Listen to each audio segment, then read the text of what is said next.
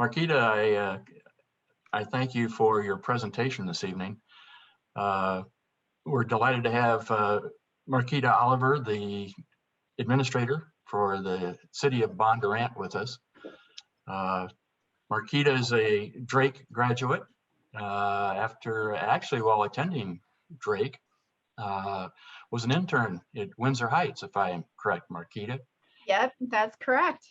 And then went on to some service outside the state, came back to the state, Norwalk, and then spent some time with the state of Iowa before assuming her present position in Bondurant in 2017, Marquita? Yes, 2017. So, and I actually, Art, when I came back to the state, I actually was the city administrator in Windsor Heights for 12 and a half years. I came full circle. I went from intern to administrator. well, we're glad you came back to Central Iowa and metropolitan Des Moines. So please, we're recording and we'll share this on our YouTube site. But if you would, run us through what's happening in Bondurant. Sure, thank you. Well, I thought I'd start off with just a little bit about Bondurant. This is kind of a map that I like to show that talks about all the different projects we have going on around town. The ones in the green are infrastructure projects that we're working on. The ones in the yellow or the gold are commercial projects, and then the ones in blue are residential developments. And we actually have a few more residential developments that just came in after this map was created. So we have something going on every corner of the city. We've made some major capital investments over the past year and have some more major capital investments coming up this upcoming year. And we've been planning for those, and these projects have been keeping us really busy. And they're both in response to development opportunities, and they also have facilitated development opportunities. This is our capital investment over the 10-year period. And then this is the capital investment roughly since I've been here. And it is, we've been able to do a lot of leverage our funds with some outside funding. So you can see we've been able to leverage about $17 million in outside funding as well, which is really helpful for those large projects when you're a small growing community. And this is a shot of the new infrastructure and then the Project Blue Jay when it first opened up. And that's another shot from when that was going on. As I mentioned, we try really hard to leverage outside funding for a lot of our capital investments. And then this just is an overview of where our revenues are coming from for FY22. And they're about 16% is property tax.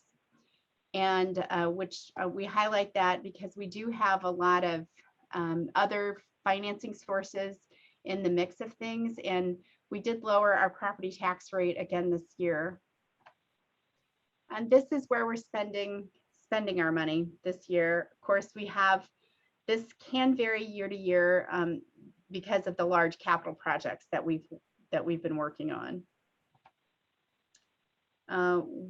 Through our budgetary FY22, we're adding some additional staff. We've budgeted funding for the Water Trail project, and we've also budgeted funding for a contract with Bondurant Development, Inc. to do some economic development services specifically for the city. I always try to highlight when I'm presenting to council, staff's always looking for ways to save money, both one-time funds and ongoing funds, and I kind of track those so that I can report those back to the council. And throughout the fiscal year 2021, we were able to secure a property donation that saved us over $225,000 that we would have had to have paid for right-of-way for some public improvements, but we were able to secure a property donation for that. We, did some value engineering on some capital projects and saved some money that way. And then we have ongoing savings that we track as well. We've been working really hard to reduce our workers' comp premium by being safer in the workplace, and that has paid off in dividends this year. We're going to save $62,000 in our work comp premium, which is why we've been focusing on that. So we always try to just show how we measure up to other like situated communities. And so I always try to show our per capita total expenditures. And then I also show the per capita general fund expenditures. The general fund, that is supported predominantly with property taxes. And that is, your public safety and parks. Those areas are in the general fund. So we fare pretty well. We're a lean, mean organization here. And then I always try to show the council how we measure up in terms of how we look compared to cities around the state. And this information is for FY20 because that was the most recent information that was available statewide. So you can see, we're pretty normal. And this gives you an idea of how cities spend their general funds in general. You're looking at about 48% is public safety right off the top. So that's police, fire, EMS, building inspection services, things like that. So public works, usually there's not a whole lot in the general fund because public works, those activities are predominantly supported with road use tax. However, I do always want to show too that we currently have greater expenses that are road use tax eligible than there is road use tax for. So this is a graph I update every year for the council to show them, when you see that the blue section, the blue graph, those are all of our eligible road use tax expenses. And then the that gold bar shows shows what we're actually collecting in road use tax. So it has, because of our large investment in infrastructure, that has grown significantly. And I just always try to give the council an idea of where we are with our debt service. This just shows our outstanding obligations and shows them as they taper down. And then I always try to show how we measure up with those, those comparable communities in terms of debt service. We, again, fare very well. We have been very fortunate to have significant valuation growth. This shows through calendar year 2020 what our permits have been, our building permits. And as I mentioned right before I started this, we have 192 building permits for single family bi-attached townhome type projects so far this year. So we've been having a really banner year in terms of building permits. And we've had a couple of banner years in terms of commercial permits as well. So that when I came here, one of the tasks that the council asked me to do was spearhead the goal of getting, a better balance between our commercial and our residential valuation. So we've been making lots of progress in that area as well. This shows our commercial and valuation, or commercial and industrial growth valuation. And going back to my comment of trying to create that better balance between commercial valuation and residential valuation, we're grown to a point now where, as of January 1 of this year, our residential valuation will become approximately 59.5% of our valuation, whereas before it was significantly higher. This shows last year at this time, this is what was anticipated for our commercial and industrial growth. But this is what actually happened as of January 1 of 2021 with some preliminary numbers that we have. So we've been able to grow our commercial and industrial growth by 967% in over the past 4 years, which is really exciting. This is a diagram that the county actually developed and was gracious enough to let me use. This just shows, it's just a reminder that, between assessment and cities collecting the taxes, it's, about an 18-month window. This just talks about our levy rate. We have lowered the levy rate every year for the last 14 years. We lowered another 16 cents this year. We lowered it $1.95 last year. And we could do that because of the local option sales and service tax passing. And so I always try to break it out based on the taxable value and the rollback percentage. I always try to show people, what their city taxes actually are anticipated to be. And then I also try to benchmark year over year of what an average or a median property owner is going to be paying in city taxes. And then we also compare ourselves with those comparable communities. And this is just so that our residents can get an idea of, the value that they're receiving for the investment they're making in their community. And then this is how we measure up around the metro. We're about 85 cents lower than the average rate when you average out those levy rates. And when we are factoring in at the staff level, when we're determining, what levy rate to propose, there are a lot of different factors that go into that. Of course, we have to ensure we have the resources to meet the needs of the community. We always want to stabilize and reduce the levy rate and minimize the actual taxes people are paying while achieving those strategic goals that are set forth by the City Council. We also want to maintain our reserve levels, and then we have to look around and see what our external factors are. We've done a good job of maintaining our reserve levels and actually building our reserve levels to be a little better, a little more robust than what they used to be.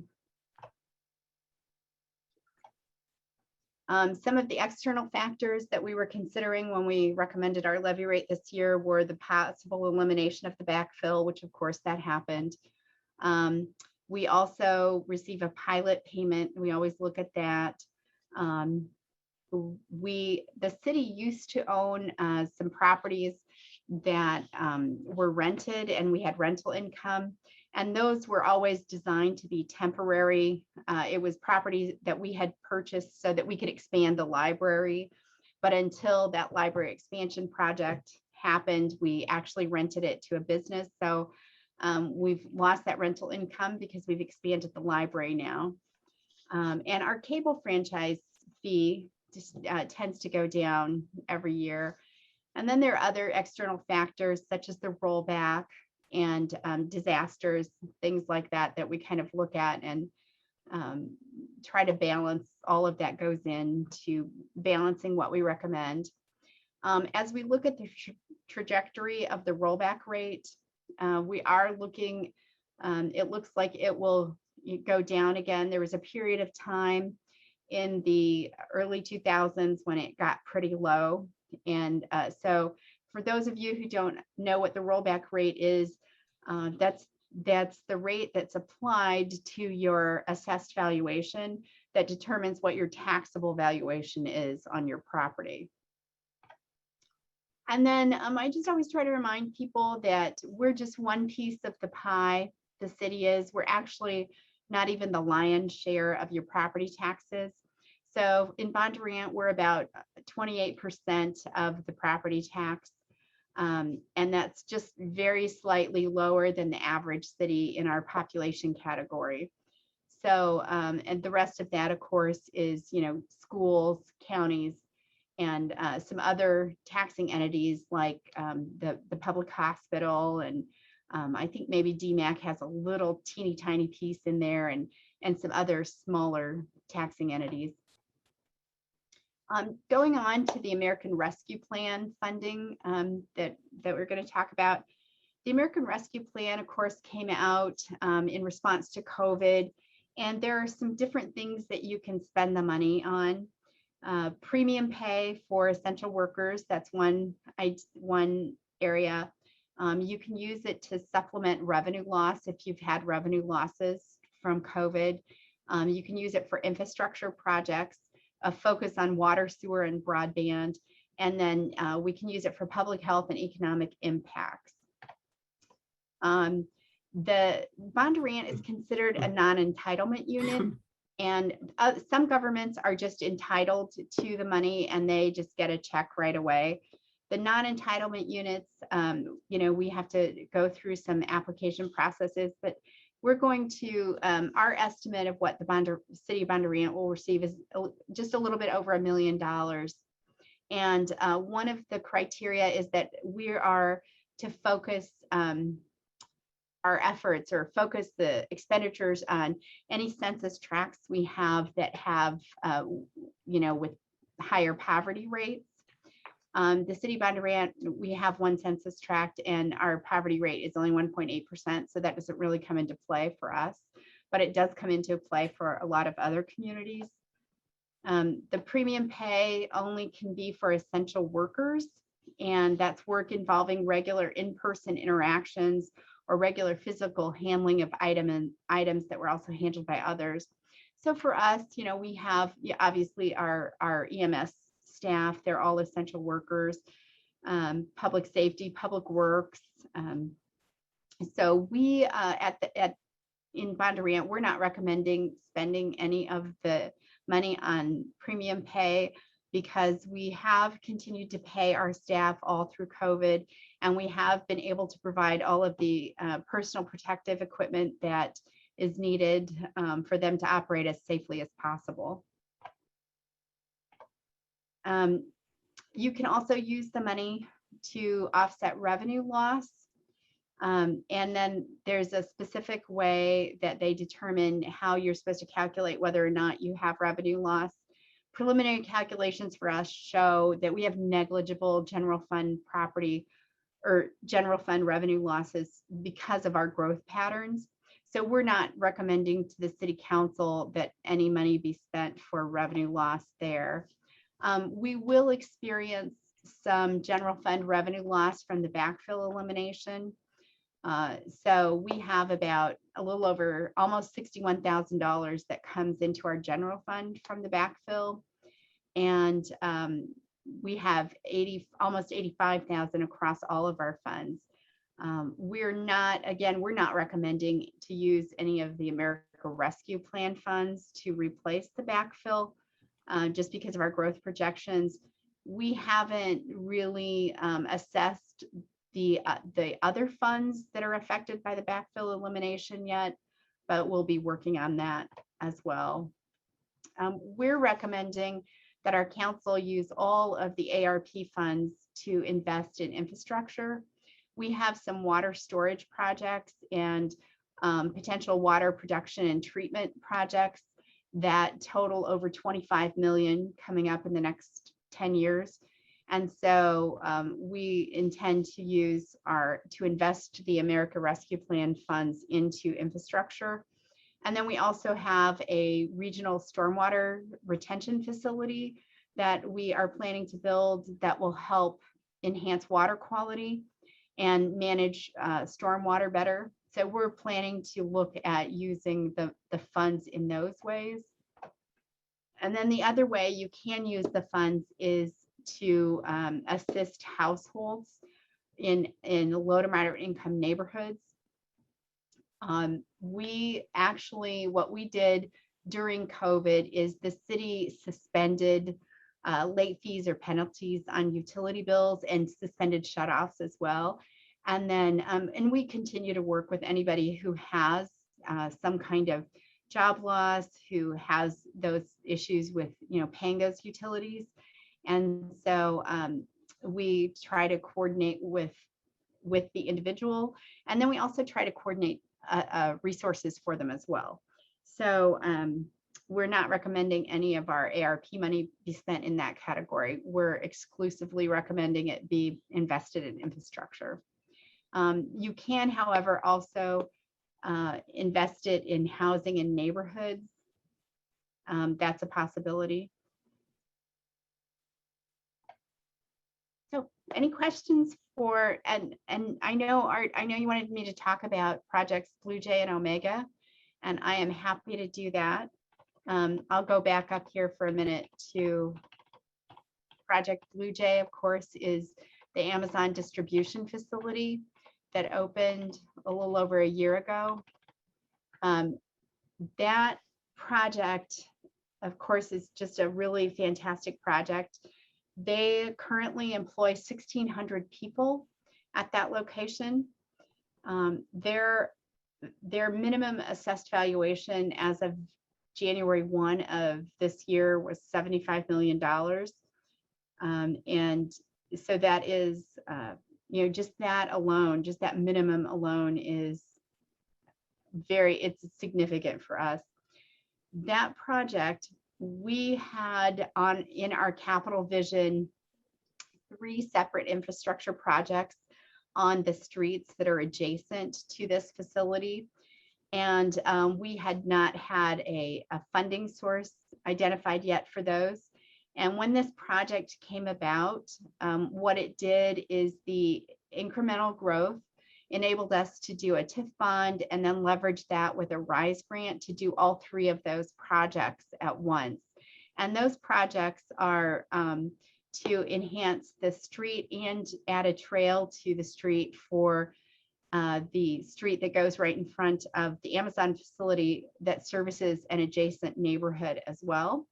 And then we were able to make some improvements along Highway 65 and along our Grant Street South also. The other project that is across the street, across Highway 65, and it's a newer project, is Project Omega. That just finished. In fact, we just issued the occupancy permit for that. That is an Amazon sortation center. And as of January 1 of this year, it has a $20 million minimum assessed valuation. And they are planning to hire approximately 400 people in that facility. So those are some larger projects that we have. The other thing I should mention, and we get the question quite often, is, what kind of incentives were there for any of the companies? For Project Blue Jay, they received the city's standard tax abatement package. We offer 2 packages. One option is a company can take 100% tax abatement for 3 years. The other option is that a company can take a graduated tax abatement for 6 years. And then so they were offered our standard tax abatement package, and that's all. The across the street Project Omega, they waived any rights to any tax abatement there. So I'm going to end my screen sharing. Let's see here. So I know I spoke very quickly, but I wanted to just get a few things out there. And then if people had questions about, not necessarily specifically Bondurant's budget, but I've also, I taught public budgeting at Drake for 7 years too. So I have a good background in public budgeting. So maybe if you have any questions, I could help out. Hey, Marquita, it's Claire. Thanks for your presentation. I enjoyed it. Bondurant is growing very much. And I just took a tour of your affordable housing project out there, and it looks beautiful. And I hope you can do more of that. Were there any concerns on with Bondurant, coming from Bondurant toward Amazon in their amount of employee churn that they have? And were any of your tax incentives tied to retention of employees over time? No, as I mentioned, we just have the standard tax abatement program that any business moving into town is entitled to. And so we don't tie that. We only tie it to the creation of property value. Got it. With regard to tying anything to the creation, to job creation, I think at the state level, that comes into play Got it. for any incentives the state may have offered them. And I'm not always privy to that information. Okay, thanks for the clarification. Sure. Marquita, you might share with us your efforts to bring Amazon. How long have you been working on the project? What were the negotiations? I'm sure it was very competitive. Sure. And actually, I'm glad you asked me that question because I should have mentioned when I first started working here, one of the things that I wanted to accomplish was to create a certified site. For a long time, I worked with just this fantastic, brilliant young gentleman named Josh Hagan. And he actually, I worked with him in Windsor Heights and in Norwalk. And he actually was the person who taught me the value of the certified sites. And we worked on a certified site in Norwalk together. And so when I started here and the council said, well, we want to boost the commercial and industrial valuation of the community, that was a natural for me to try to pursue a certified site, particularly for this property that Amazon sits on, because it was 168 acres of prime development land right on Highway 65 within like a mile or mile and a half of I-80. So it made sense. And so my very first week on the job, I met with the owners of the property and said, hey, what do you think about pursuing this, collaborating and pursuing this certified site? And so at the time, we didn't have any planning staff or anything like that. So Alex Lynch, who was the executive director of Epic at the time, and I just rolled up our sleeves and got to work and started putting all that information together.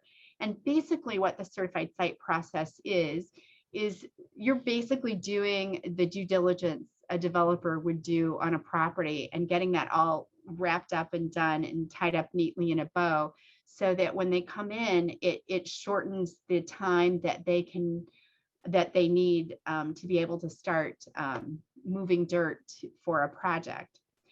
So from the time that we met day one with the developer, and at that time, we didn't know it was Amazon. We just knew it was a large national user, I think is how they categorized it.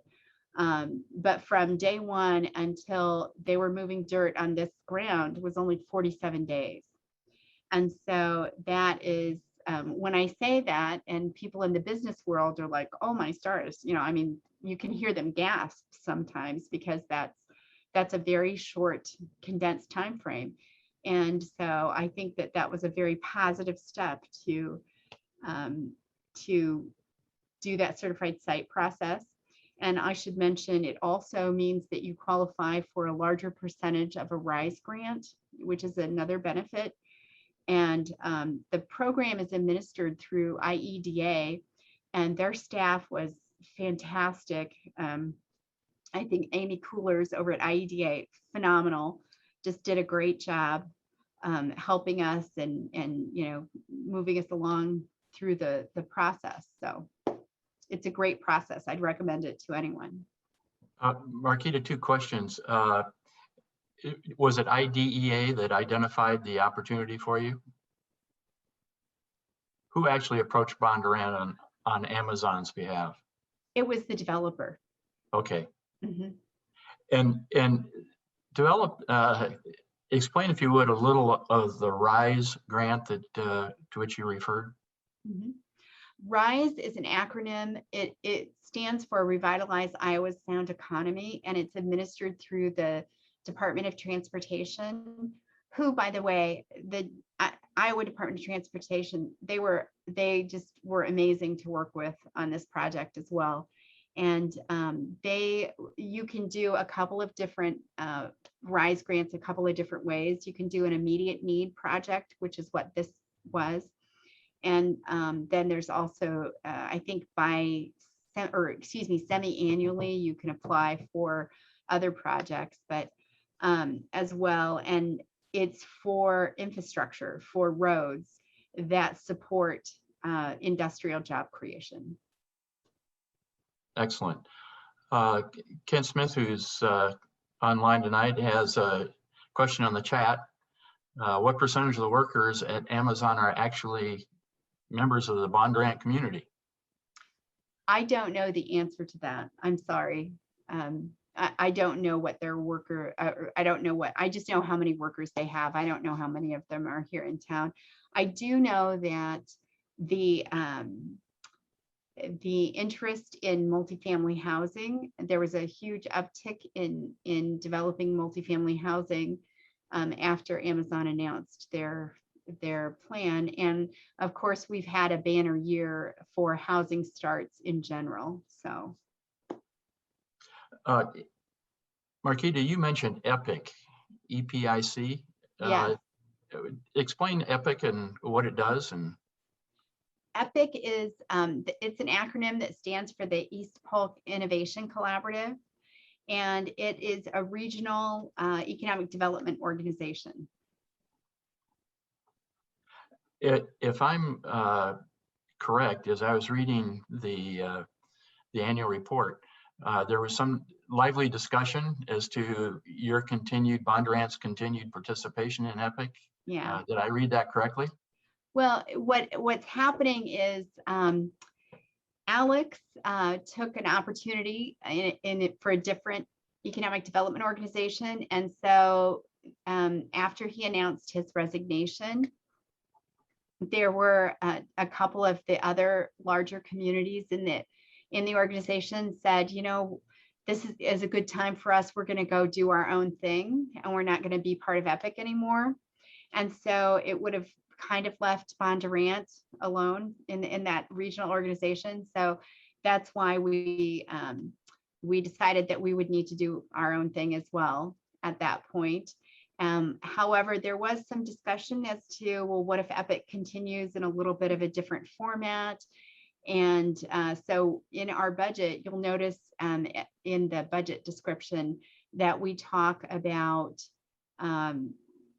budgeting for both the BDI contract for economic development services and budgeting for some sort of continued participation in EPIC. If it, you know, in whatever iteration that looks like.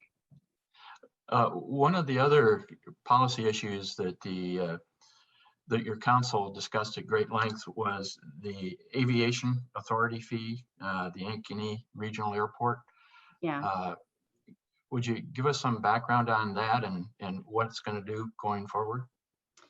The cities of Bondurant and Altoona, and I believe obviously Polk County and Ankeny had been party to a 28E for 20 or 25 years. And it earmarked 15 cents on our levy rate for the aviation authority. And so there was a lot of discussion about that. And at the end of the day, that they're trying to quantify the value that investment produced. And the council just determined that at this point, they didn't believe it to produce enough of a value to warrant the $45,000 annual investment. And that investment, of course, with our valuation is, you know, growing exponentially. The discussion on regional cooperation and efforts is one that I'm always fascinated with, because there's so many good things that are going on regionally, but that question that your council was dealing with, the return on investment, is extremely important. And I see a couple of others. You continue to work with Bravo, dealing with some of the community's finer quality of life issues. Yeah. Visitors and Convention Bureau, Choose Des Moines. The one that's intriguing to me is the Central Iowa Water Trails. How did the council approach that? Well, we do have a creek access point.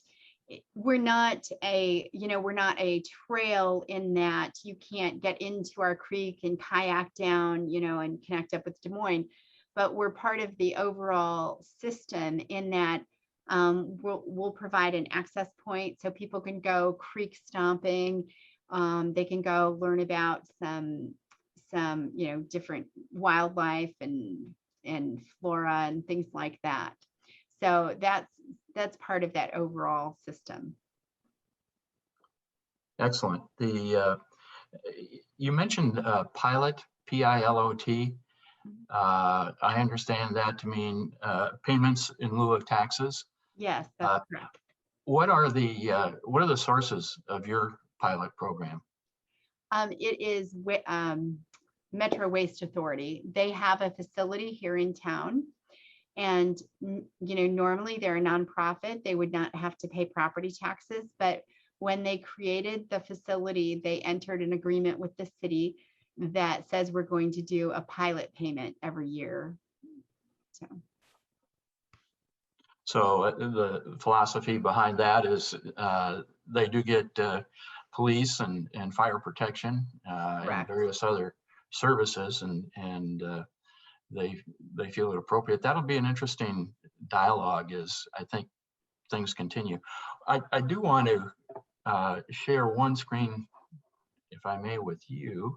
Sure. And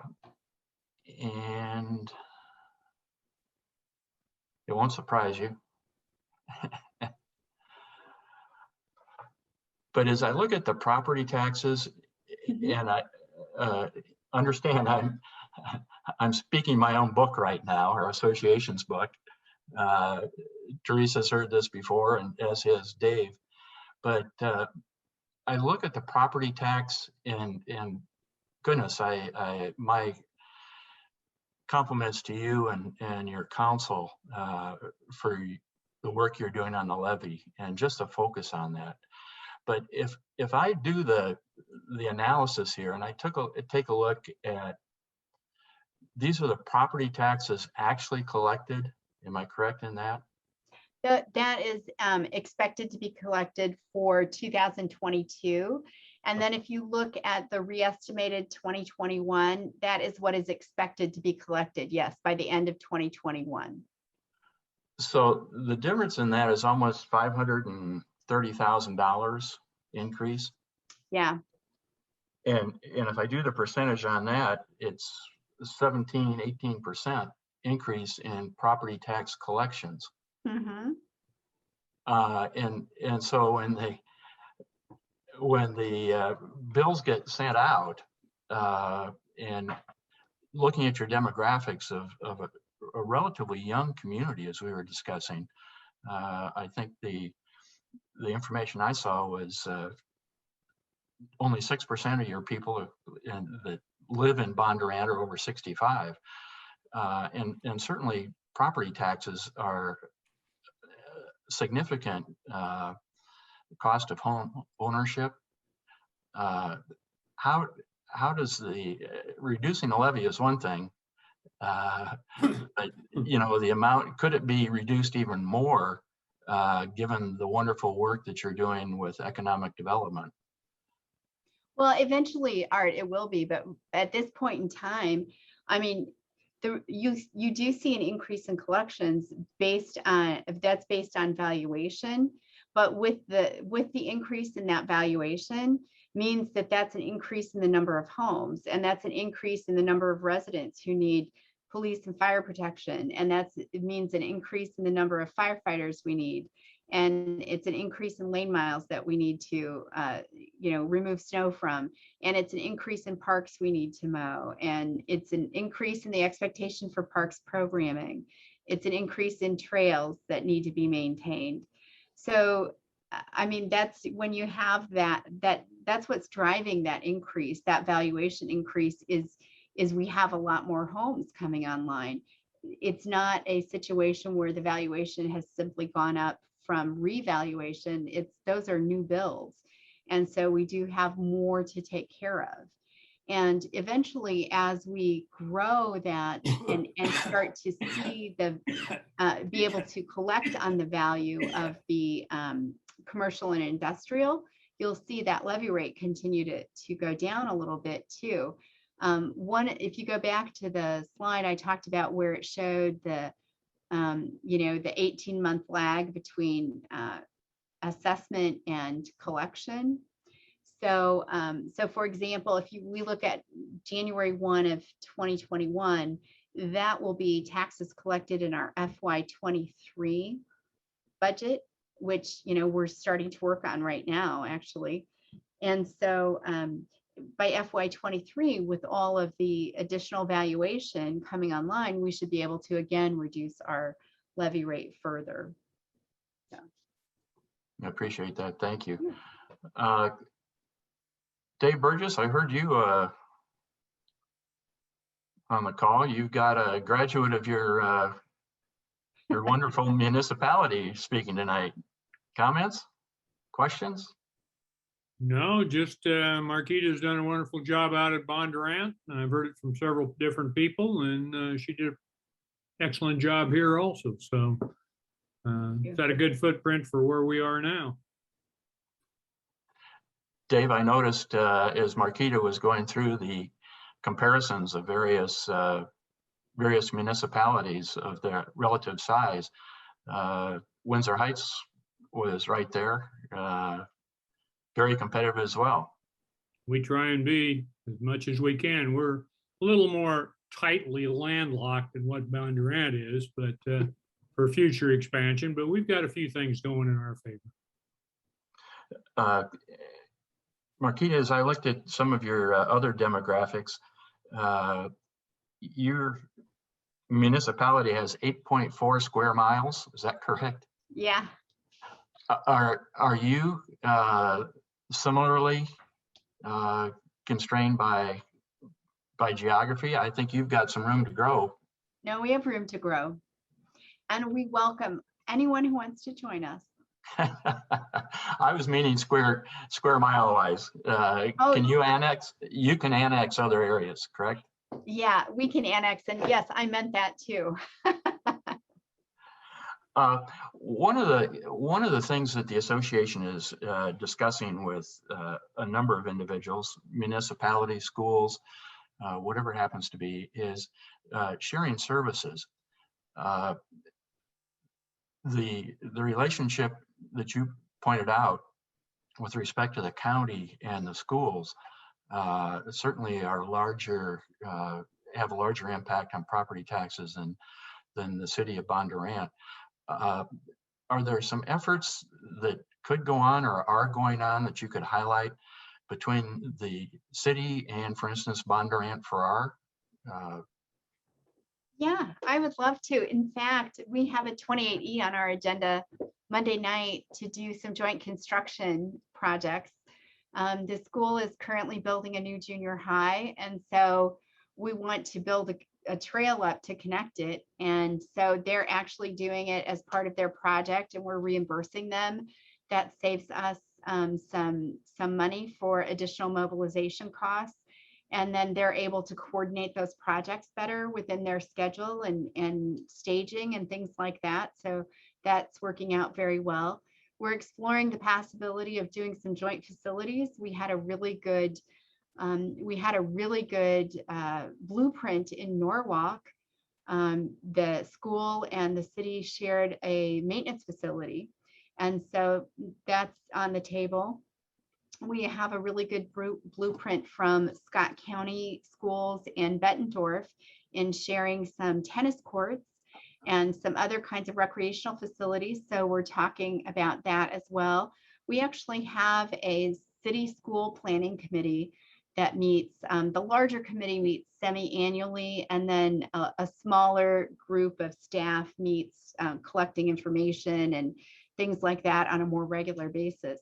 So we're doing a lot with regard to collaborating with the school. The other shared service that I would point out that I think it saves us significant money is that we contract for services for law enforcement services with Polk County. And I think it probably saves us, we pay maybe about a third of what it would be to have an independent police department. So, and we have access to many more specialties by doing that. We have the coverage. The county they even brand their county cars with Bondurant branding. And so I think they do a fantastic job. Our deputies, most of our deputies actually live here in town too. They're just, I think they do a phenomenal job. So that's a very good cost savings for us. That Norwalk example you shared with the maintenance facility, I think just makes so much sense. And I understand that the Des Moines schools may be looking at the same type of opportunity, and those types of efforts are commendable. And I suspicion that there was something going on. I didn't know it was as formal as it is. So that congratulations on that. We also did in Norwalk, we had a joint city school technology IT department, because the city needed like half of an IT person and the school district needed 1.5 IT people, but you can't buy half an IT person. So we partnered with the school district there and had a joint IT department, and it worked extremely well. And then we were also able to use each other's facilities. We were all linked up by fiber, and we were able to use each other's facilities as for redundancy purposes. One of the issues that Central Iowa is facing, and it's become front page, if you will, is the water issue. There have been efforts previously, and I think there are still some underway to create some sort of a regional water association. We've done the same with the wastewater side, and very successfully. My understanding is that Bondurant does use City of Des Moines water and has an agreement with them. Have you been involved with any of the recent discussions? What's your feeling with respect to the regional water initiative?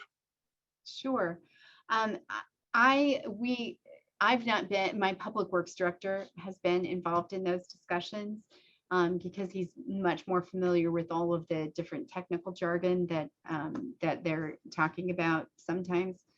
So, but yes, the city's been participating in those, and that's a slow road, but maybe we'll eventually get there. But we do contract with Des Moines Water Works for our water supply.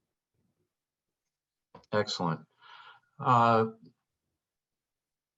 Ken's got another question. Ken, I'm glad to have you on. Unmute yourself if you would. And for some of you who have not been introduced to Ken previously, Ken, a little about your organization, and then offer your question. I am a delegate to Association Mature American Citizens, AMAC, and we're a 501c3 group, and we are interested in what we're doing tax-wise for older people. One of the things that I have had a concern about, but it looks, Marquita, like you guys are really addressing this fairly well, that when you retire, you don't have any more increasing income, but your taxes always increase. And you appear to be doing a very good job of looking after those kind of people. So my question was, so there's 6% of the residents who are over age 65. Is that a increasing percentage or a decreasing percentage because you're growing? I will have to get back to you with a firm answer. I can tell you what my knee-jerk answer is. My feeling is that that is a decreasing percentage, simply because we have such an influx of young families in the community. But I would have to go back and compare census to census to give you an absolute accurate answer. But again, my sense is that it's a decreasing number. One of the reasons I always ask that is that a lot of senior citizens retire to more friendly tax states than we are, like Florida and Texas. And I have a concern because I love living in Iowa. I think Iowa is a great place to retire. It's just that I hope we don't do anything to scare people out of living here because of their taxes. Well, the city council has been consistently very focused on lowering our levy rate. We have, and we've done a good job of that. And I look for that to continue to a point. At some point, though, we do have, we have certain infrastructure needs, et cetera. But I do look for us, based on our growth projections, to be able to continue to lower that levy rate. So, and I would mention the other thing that I would mention that I think is very important for senior citizens, and I actually think it's important for all facets of the community, but I think particularly for senior citizens, is that we focus on our walkability and continue. And we've been very active in making sure that we have trail connections and good sidewalks and things like that. I think that's really important as well. And so we'll continue on along those lines also. Marquita, we're running to our time limit, but I did want to close with a comment that was made, and Senator Celsey mentioned that she had visited your affordable housing effort. As I listened to the MAC and various other regional discussions, affordable housing is increasingly an issue that everybody's facing, and that's just not an urban issue.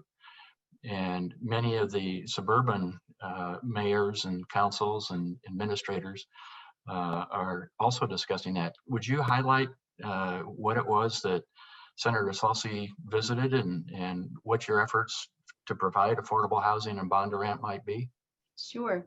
We have some couple of things that we've done. We have done we've done some carved out some areas that are smaller lot houses that have made the that reduce the housing costs. So we still have some where you can buy a new build house for a relatively very inexpensive price. And so that has been very popular. And I think that has been very helpful for affordable or workforce housing type things. And we also, between that and, continually trying to reduce that levy rate to make, affordable housing for everybody, or housing more affordable for everybody. So those are the efforts that we've focused on. And then as I mentioned earlier, and this is not necessarily affordable housing, but just sort of in that social service realm, we do work with people, particularly like, if somebody's low to moderate income, we'll try to coordinate resources for them if they're having trouble, with their city utilities bills. So those are some things we're working on to help sort of that low to moderate income housing and low to moderate income people.